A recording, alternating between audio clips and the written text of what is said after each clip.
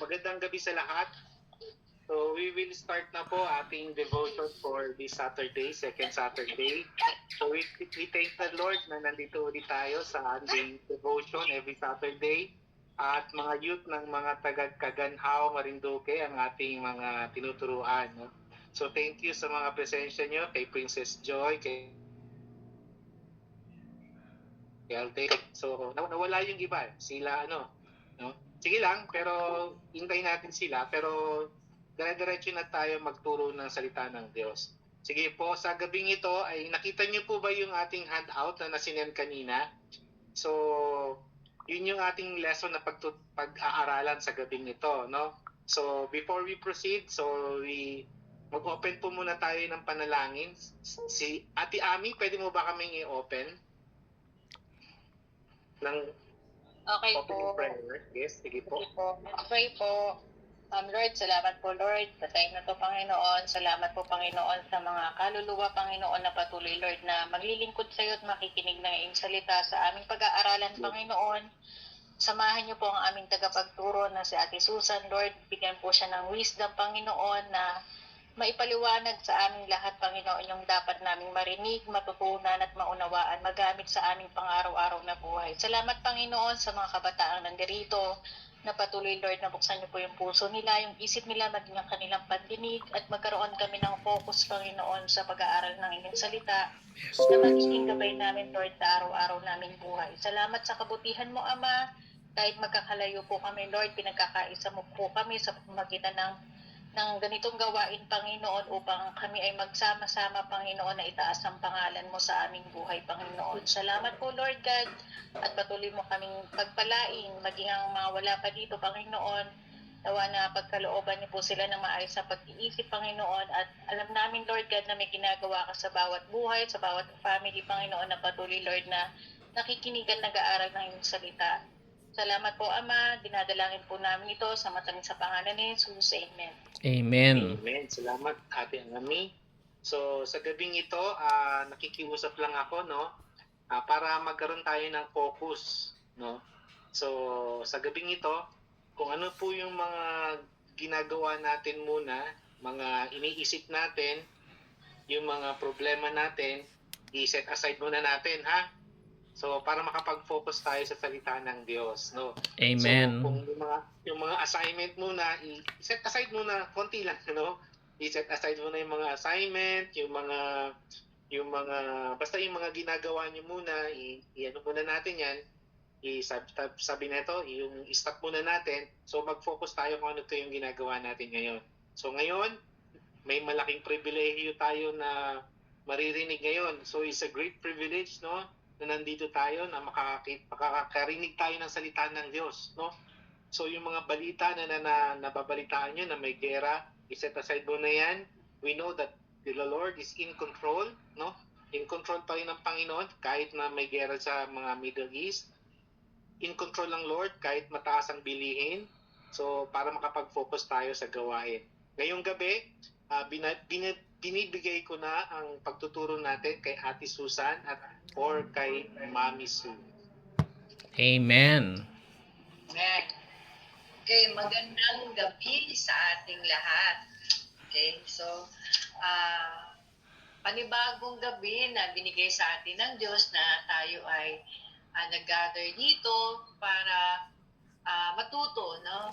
Salita ng Diyos. So, tuloy-tuloy na tayo para hindi natin masayang yung oras. So, nung nakaraang linggo, balik tanaw muna tayo, nung nakaraang linggo, as a whole theme natin for this month of March, so ito yung theme natin is overcoming struggles, no? Sa Tagalog, ito yung pagtagumpayan ang mga pagsubok, no, sa ating buhay. So, nakafocus tayo dito una sa kasalanan, sa temptation. So, noong unang week na tinuturo sa atin ni Kuya Mel is natutungkol yun sa kasalanan, yung guilty. Ngayon naman, sa second week, ang ating pag-aaralan naman ay tungkol naman sa temptation o temptasyon.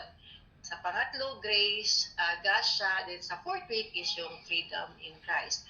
So dito na tayo sa second week, no?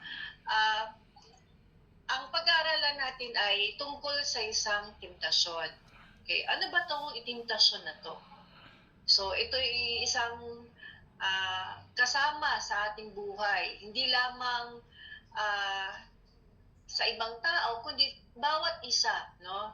Ito ay kabahagi, parte ng buhay natin. So, ito siya ang temptation. So, this week, our topic is dealing with temptation.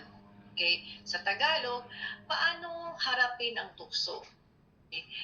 Tayo bilang isang mananampalataya o hindi mananampalataya, may mga tukso na nangyari sa ating buhay. Bata ka man, matanda ka, so walang exemption. So no one is exempted to this temptation. So dito, sa salita ngayon na binigay sa atin ng Diyos, binibigyan tayo ng reminders, no? We are reminded about the Word of God. No?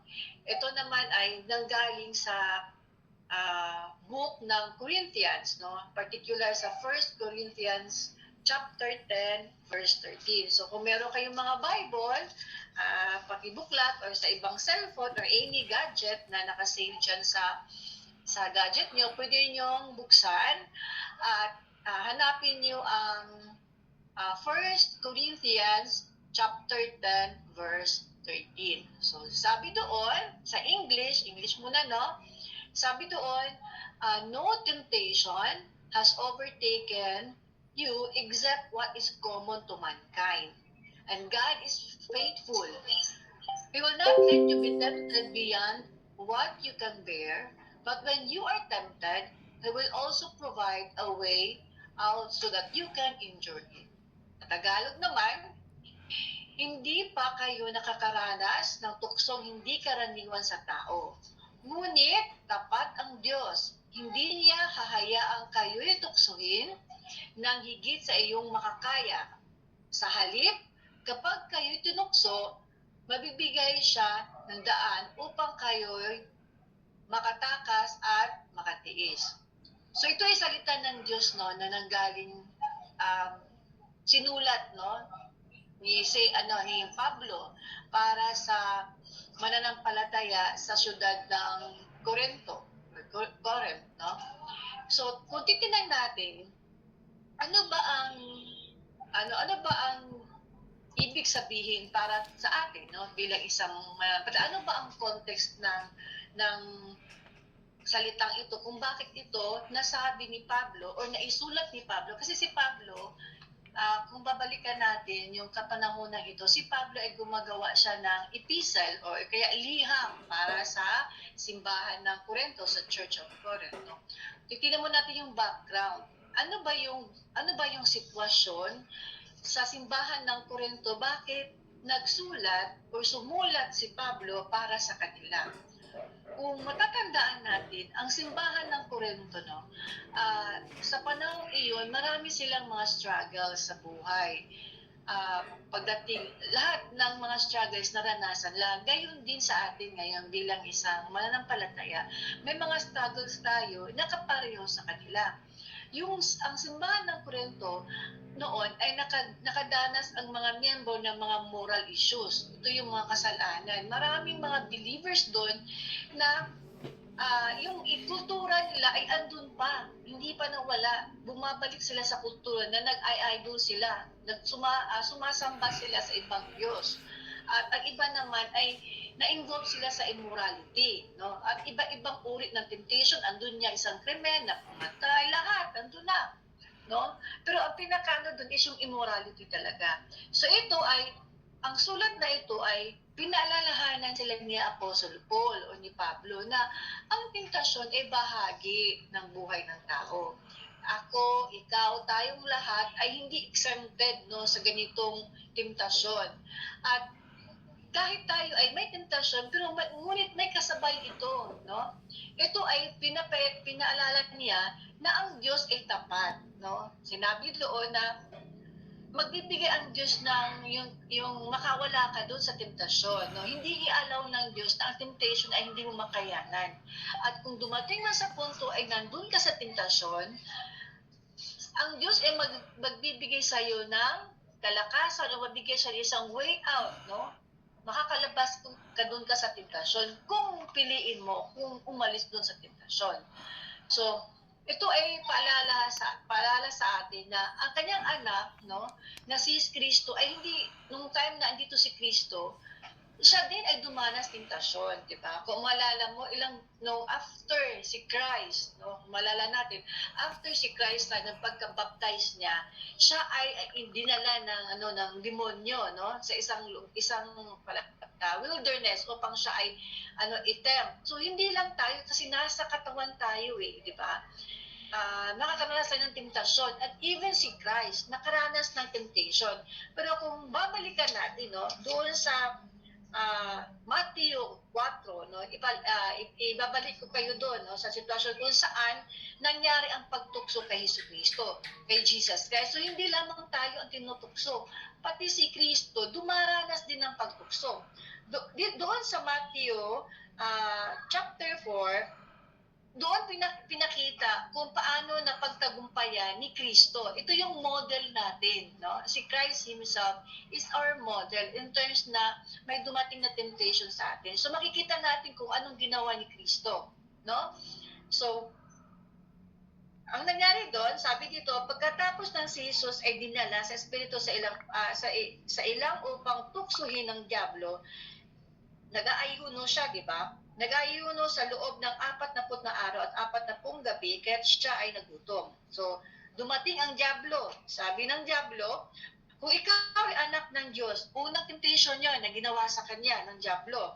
Sabi ng diablo, kung ikaw ang anak ng Diyos, gawin mo nga itong tinapay, mga batong ito. Anong ginawa ni Kristo? Siya ay sumagot. Nasusulat, hindi lamang ang tinapay na nabubuhay ang tao, kundi sa bawat salitang nagmumula sa bibig ng Diyos. So, unang tentasyon, ang ginawa ni Kristo, siya ay gumamit ng salita ng Diyos, di ba?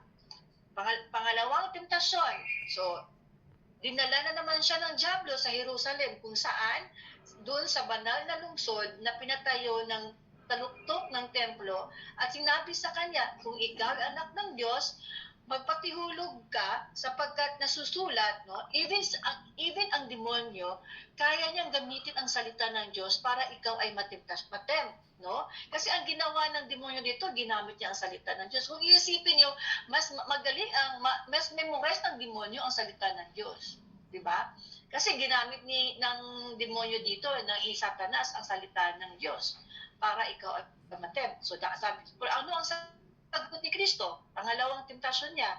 Sa kanyang mga anghel, ikay tatagubilin. Diba ito, ginamit ng word na salita ng Diyos. Sabi ng demonyo, sa kanyang mga anghel, ikay itatagubilin at ang kanilang mga kamay, ikay aalayan ng sa mga bato, paamoy hindi masaktan. Ginamit ng salita ng Diyos. Pero ano ang ginawa ni Kristo?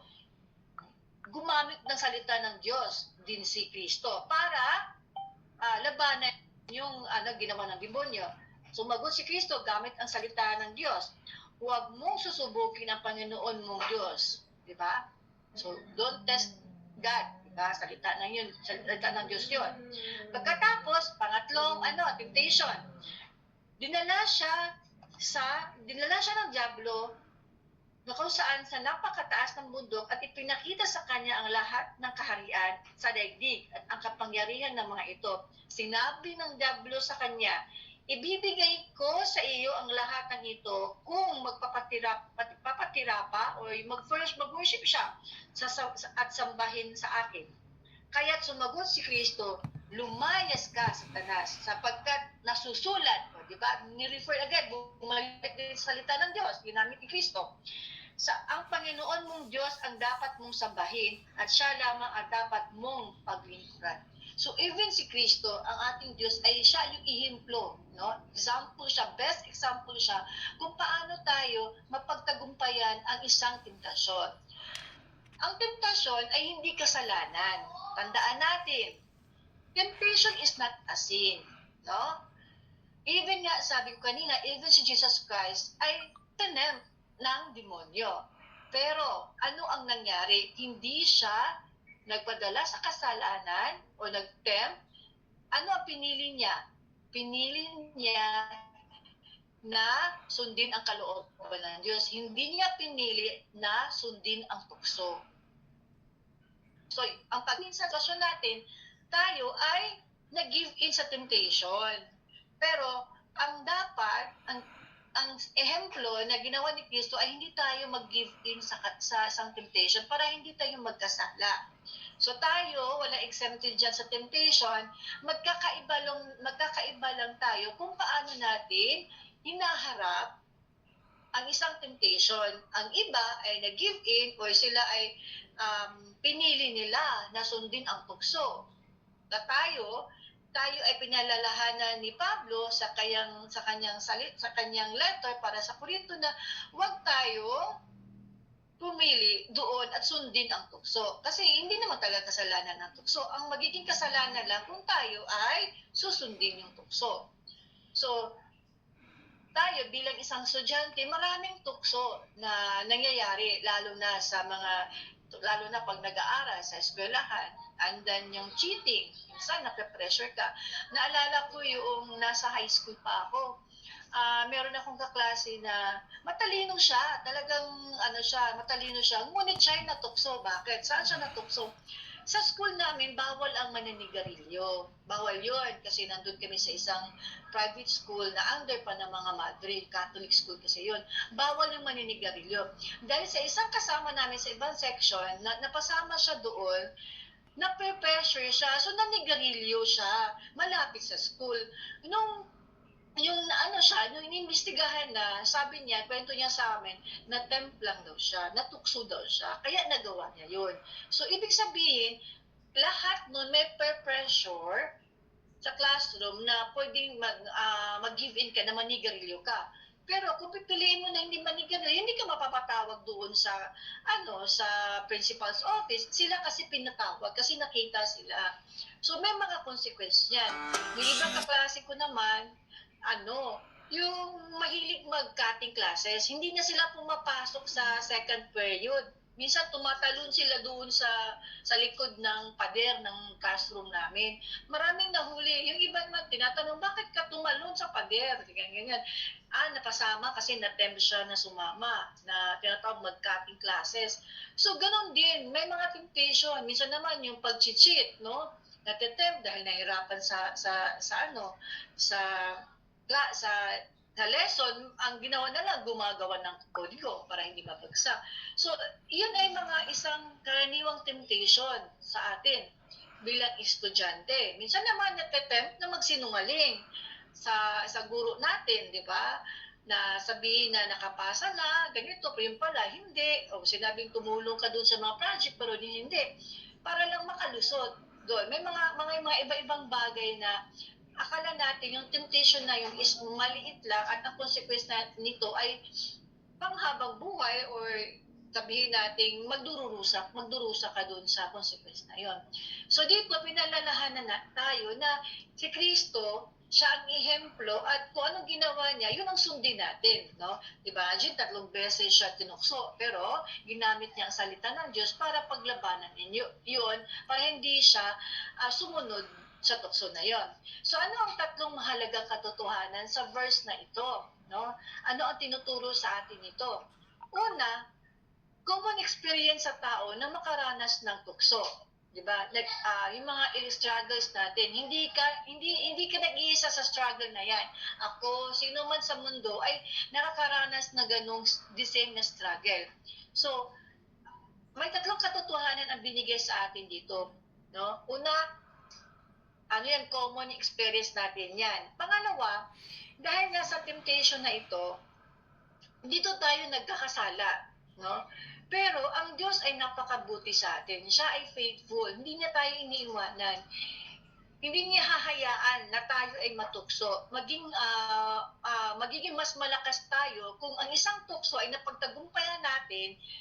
Bilang isang mananampalataya, magiging mas malakas tayo, yung kakayahan natin na paglabanan yung panibagong tukso. Sabihin sa sarili natin na napagtagumpayan kong tukso na yun, ito, alam ko, mapagtagumpayan ko ito sa tulong ng Diyos. No?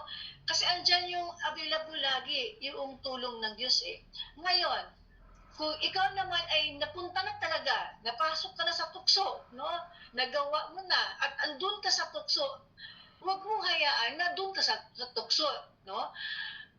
Alam nyo, ang Diyos ang nagbibigay ng paraan kung paano ka makaalis diyan sa tukso, no? Makalabas diyan sa tukso, no? Ang ano diyan is, ang Diyos ay magbibigay sa iyo ng paraan. Mag-exit sa iyo para hindi ka manatili diyan. Hangga't hindi ka pa naipasok sa tukso na yan, o hindi ka pa nakagawa, o minsan naman, ang iba nakagawa na, nandun na sa tukso, nag-enjoy na doon sa temptation, no? Pero ang Diyos ay hindi siya hahayaan na manatili ka dyan. Bibigyan ka ng pamamaraan ng Diyos. Bibigyan ka ng way, bibigyan ka ng daan para makaalis ka dyan at makalabas ka sa tukso. Nung isipin natin, kung ikaw ay nasa isang lugar, bawat lugar ay may fire exit yan, di ba? Pag ang isang lugar ay may emergency nangyayari, kunyari, sunog, no? May exit lagi yan. Ganon ang Diyos natin. Binibigyan tayo ng exit, no? Hindi hahayaan ng Diyos na tayo manatili sa tukso. So, tayo, kunyari, sa isang room, may fire exit dyan. Pag may sunog, saan ka dadaan? Fire exit ka, di ba? Kasi yun ang binigay sa iyo ng way out, no? Sa isang sitwasyon. Gaya sa ating manampalataya, bilang isang Kristiyano, pag tayo ay may temptation, nagbibigay agad ng Diyos dyan kung paano ka makalis dyan. Ang tanong lang, pipiliin ba natin na gamitin ang daang iyon? For example, sinabi ko sa inyo kanina, yung fire exit. Supposedly, kung may sunog, huwag ka na dumaan doon sa entrance kasi andun yung sunog. So, saan ka dapat lalabas? Sa fire exit. So, yun ang tamang daan para hindi ka mapahamak. So, ganun ang Diyos na binibigay sa atin. Pag nandun na tayo sa isang temptation, binibigyan tayo ng exit para makalabas tayo doon. Pero ang tanong doon, tayo ba, pipiliin ba natin na gamitin ang daang iyon o hindi? Doon tayo nagkakaroon ng iba't ibang desisyon. Pero, pinakita sa atin, ang role model natin, ang best example natin, ay si Jesus Christ. Kung paano niya napagtagumpayan ang isang tukso. 3 beses siya natukso. So, ngayon, bilang isang youth, young people, panahon ngayon, kung napapansin natin, mga kabataan, nahaharap tayo sa iba't ibang uri ng tukso. Una, sa social media, sa influence, no? Napakalawa kasi ang social media, andyan yung kanyang pressure diyan eh. Andyan yung moral challenge, no? Minsan makikita natin may mga post, no? Hindi kasi mag-affirm bilang isang babae, hindi ka na magpo-post kung ano-anong pwede mong i-post sa social media. Natetempt ka na sumabay ka doon sa isang trending. Pero ang totoo, yung trending niya nakakasira sa'yo, natetempt ka. So, nagawin mo?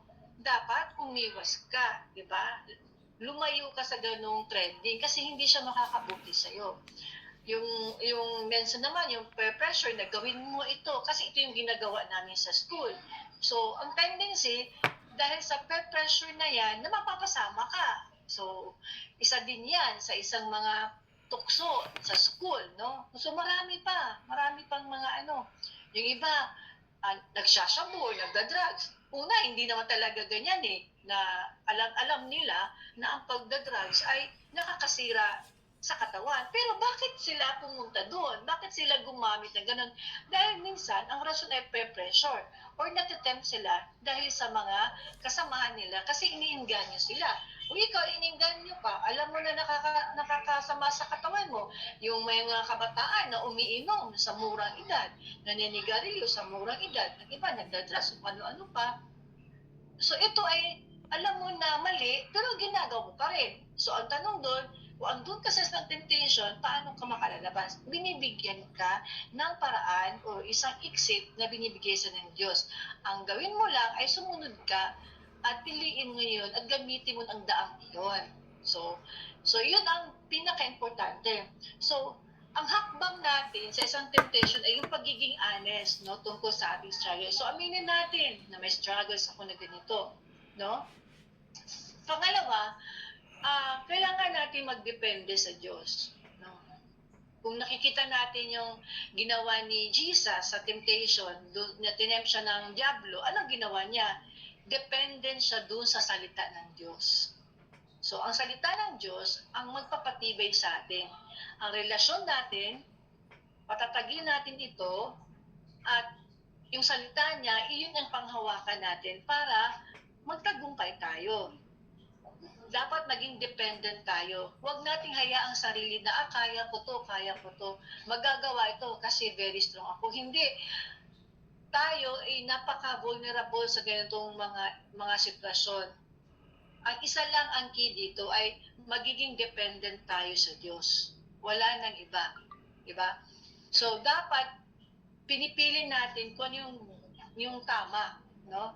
Kasi pag pinili natin ang temptation, mahirap yun. Maraming sakripisyo ka o maraming consequences kang pagdadaanan. So, dito, tandaan natin na hindi tayo kailangang matalo sa tukso. No? Kasi minsan, natatalo tayo sa tukso eh. Bakit? Dahil hinayaan natin. Diba? Binigyan tayo ng kaparaanan o paraan na binigay sa atin ng Diyos, pero hindi natin sinundod. So, mahalagang tandaan natin na hindi tayo kailangan matalo sa tukso dahil may tulong ang Diyos na binigay sa atin. Bawat pagkakataon, pag tayo ay natukso, bawat tukso ay may pamaraan na binigay sa atin ng Diyos. Ang gawin natin ay sundin natin at piliin natin kung ano ang pamamaraan na binigay sa atin ng Diyos. So, tayo bilang estudyante, huwag nating hayaan na tayo ay maglugmok doon kung saan yung temptasyon, kundi ibigay natin yung loob natin sa Diyos. Yung ibinigay ng Diyos na tulong ay yung pagkakataon na yun ay tanggapin natin. Huwag nating palampasin, huwag nating hayaan na mawala yun. So, sabi ko nga kanina, ang tukso ay bahagi, no, ng bawat tao. Walang ligtas dito, walang exempted dito. Bagkos, kahit na nga matagal na sumusunod sa Diyos, meron pa rin tukso. Diba? Actually, sabi nila, the more na mas malapit ka sa Diyos, mas maraming tukso. Kasi alam mo na yung tama eh, di ba? Sino ba ang magtutukso sa'yo? Ang kalaban, ang demonyo, di ba? Bakit pa tutuksuin ng demonyo kung ang isang tao ay nasa kanyang kasama na niya? Hindi niya tutuksuin yung mga kasama ng demonyo, di ba? Kasi magkasama na sila. Ikaw, lagi mong sa isip mo, lagi mong kasama ang Diyos. Siyempre, ikaw talaga tinatarget ng demonyo. Hindi niya tatargetin yung kasama niya. Tatargetin niya kung sino nasa sa Diyos. So tayo handa dapat mag-ingat lagi at lagi nating isipin na laging may tulong na ibinibigay ang Diyos sa atin. So hindi tayo iniwan ng Diyos na mag-isa laban sa temptation na ito sa buhay natin. Hindi tayo hayaan ng Diyos. Ito yung magandang balita sa atin na hindi tayo iiwanan ng Diyos. Gaya ng sabi doon sa binasa natin na verse sa 1 Corinthians chapter 10 verse 13 na nagpapaalala ng Diyos ay tapat. Ito ay stress na sinabi ni Pablo sa atin na nagpapaalala ng Diyos ay tapat. Hindi tayo niya hahayaang dumating sa tukso na higit pa sa atin makakaya. Hindi inaalaw ng Diyos, may tukso yan, makakaya mo yan, no? Sa tulong ng Diyos. Siya nagbibigay ng malakas sa sitwasyon na yon na malampasan natin. At bilang kayo mga estudyante at ako din bilang isang magulang, may mga tukso din sa buhay, no? Kapag dumating ang tukso na yon sa inyo, sa school, sa barkada, o sa personal nating buhay, tandaan natin na may kapangyarihan ng Diyos na tulungan tayo at hindi natin kailangan na sumuko, no, sa pressure sa sitwasyon sa mundong ito ngayon, no? Kasi talagang gabi ang pressure lalo na sa mga estudyante natin, lalo na sa mga kabataan na yung iba't ibang picture, no, na makikita natin sa kabataan, iba-iba ang pinagdadaanan nila lalo na sa kanilang pag-aaral, no? So mga kabataan, ang tunay na lakas ay hindi ang pagiging perpekto. Walang perpekto sa atin dito bilang isang tao, kundi ang pagpili natin, ang siyang titingnan natin na ano ba ang pinili ko? Ang sumang-ayon doon o doon sa tukso or magpumili ako na sundin yung Diyos na alam kong mahirap, no? Kasi pag lumabas ka sa tukso, mahirap yun kasi ang kalaban mo diyan sarili mo, no? Pag tinukso ka, nasa iyo yung bigat kung anong desisyon na gawin mo. Pero kung yung pag-iisip mo ay nakatuon sa Diyos, madali na lang yan sa'yo kasi si Lord ang mag-lead sa'yo para makawala ka dyan sa tukso. So, kahit mahirap kasi sa kasarili ang kalaban mo, so merong pagkakataon na ikaw ay patuloy na sumunod sa Diyos pag dumating yung tukso na yon. So dito, importante sa atin na magpatuloy, no? Sa bawat pagkakataon na binigay sa atin ng Diyos, gamitin natin ito. Huwag tayong mawalan ng pag-asa. At kung tayo ay andun na sa temptation, lagi natin isipin na andun yung kakayahan ng Diyos na tayo ay lumayo or umalis dun sa tukso na yon.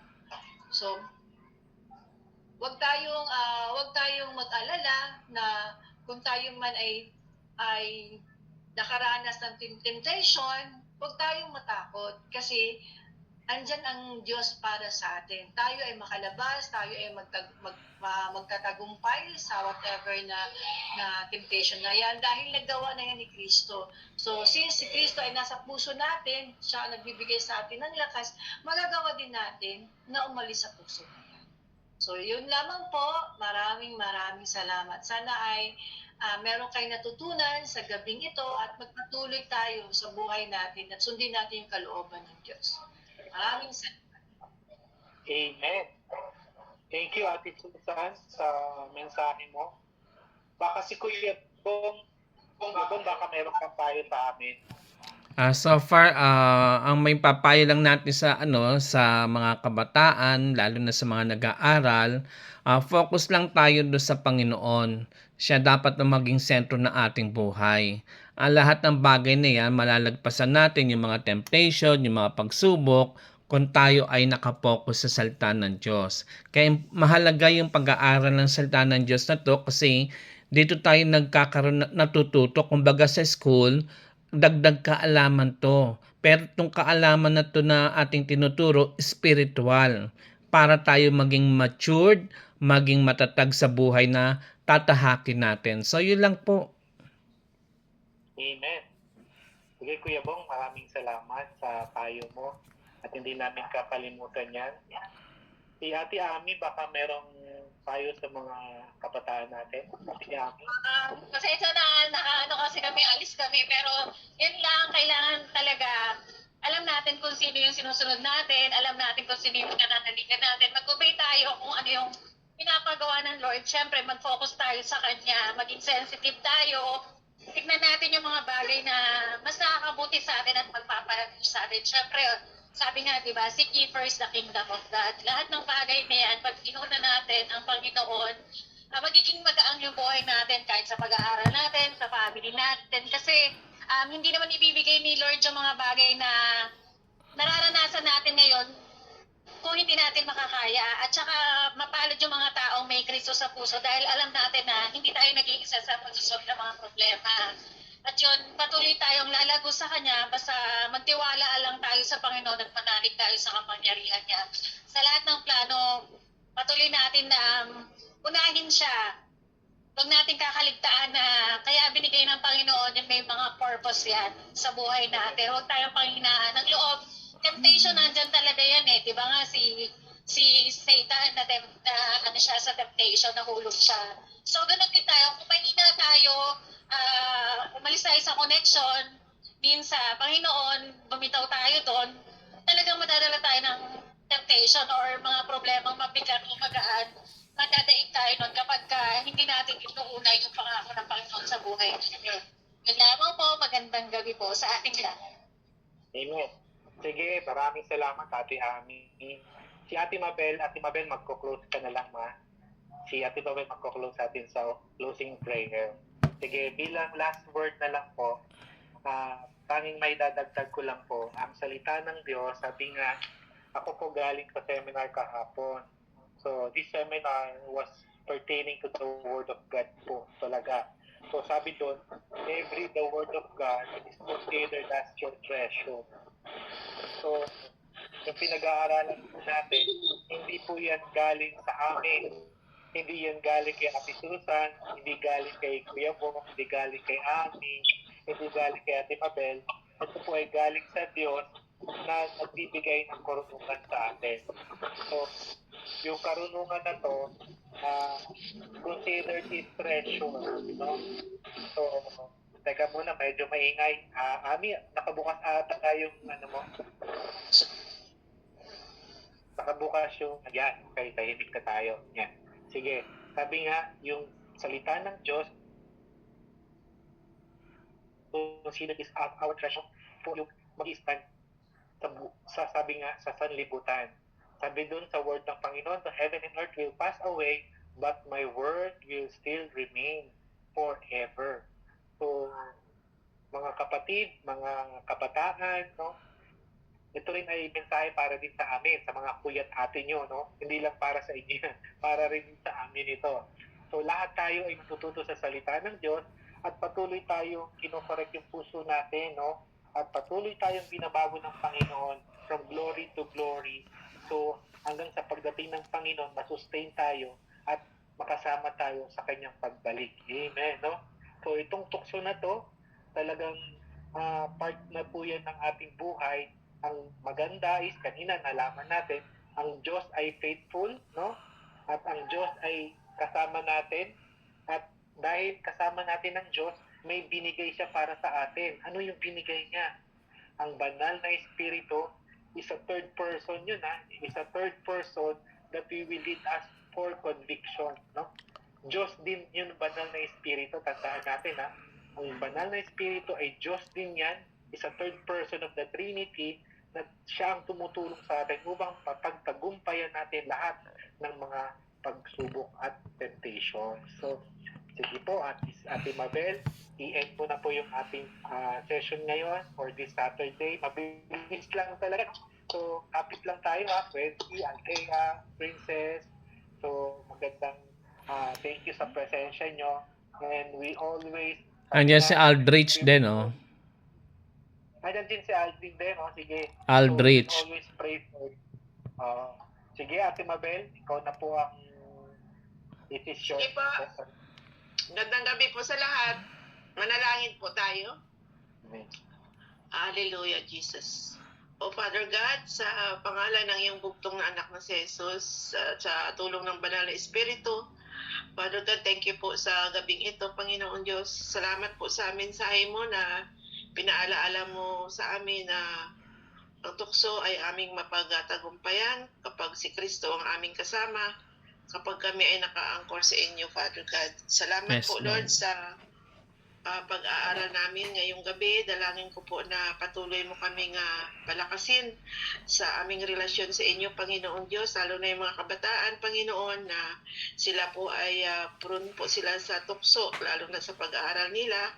Ang dalangin po namin sa inyong Panginoon Diyos sa gabing ito ay patuloy mo silang samahan sa kanilang mga pag-aaral at tulungan niyo po sila na hindi po sila madala sa tukso ng mga tao sa paligid nila, lalo na po sa school, ganun din po sa mga kasama nila sa tahanan. I pray, Panginoon Diyos, sa gabing ito ay magkaroon sila, Panginoon, ng panibagong puso at panibagong pananaw sa kanilang napakinggan ngayong gabi. We pray, Father God, na kayo po ang mangusap sa puso ng bawat isa, Panginoong Diyos, na ang lahat ng mga pagsubok na aming mapagdaanan ay aming mapagtagumpayan, Panginoon, sa tulong ng Banal na Espiritu.